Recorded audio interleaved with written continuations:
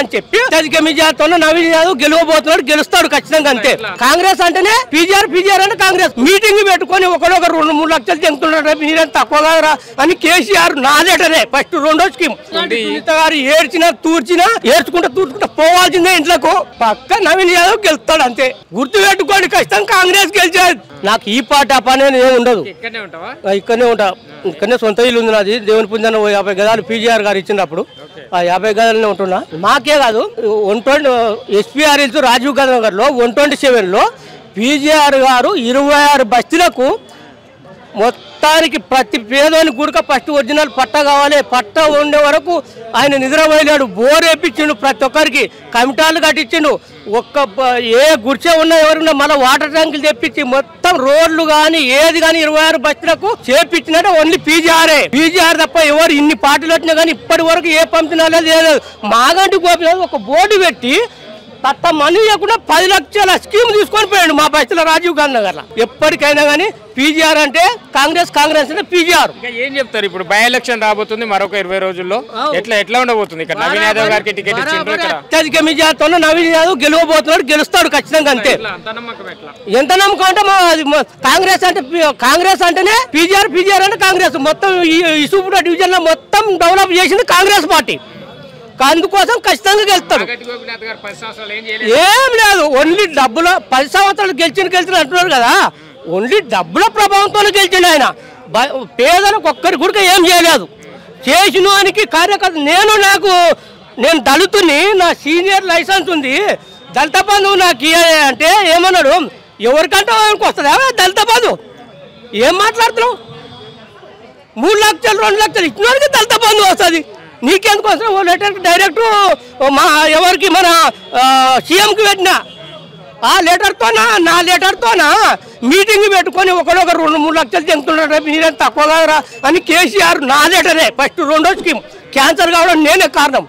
దళిత బంధువు ఎవరికి రాలేదు, నాకే కాదు. ఫస్ట్ బంధువులనే మీరు మొత్తం పైసలు పంచుకున్నారు. ఎవరికంటే రత్న బంధువు జెడ్పీసీ ఎంపీటీసీ సర్పంచులు ఒక్కరికి ఇల్లు గవర్నమెంట్ ఇల్లు ఉన్నరికి మళ్ళీ మా బస్తీలో ఇల్లు ఇచ్చిండు, మళ్ళీ దళిత బంధువు ఇచ్చిండు.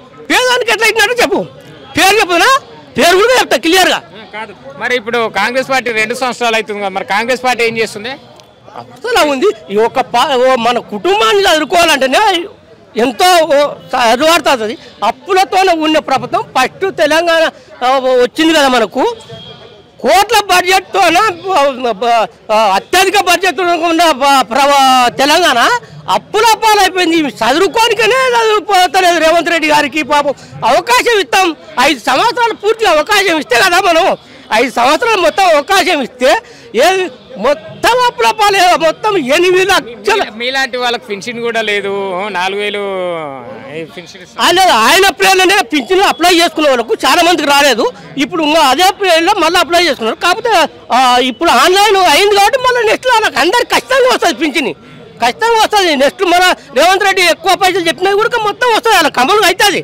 కాకపోతే టైం పడుతుందిలే, టైం పడుతుంది వాస్తవమే. అది 2.5 సంవత్సరాలు. అభ్యర్థుల గురించి ఏం చెప్తారు? ఒకవైపు నవీన్ యాదవ్ గారు ఉన్నారు, ఒకవైపు మాగంటి సునీత గారు ఉన్నారు. మరి ఎలా ఉండబోతుంది? సునీత గారు ఏడ్చినా తూర్చుకుంటా పోవాల్సిందే ఇంట్లోకి.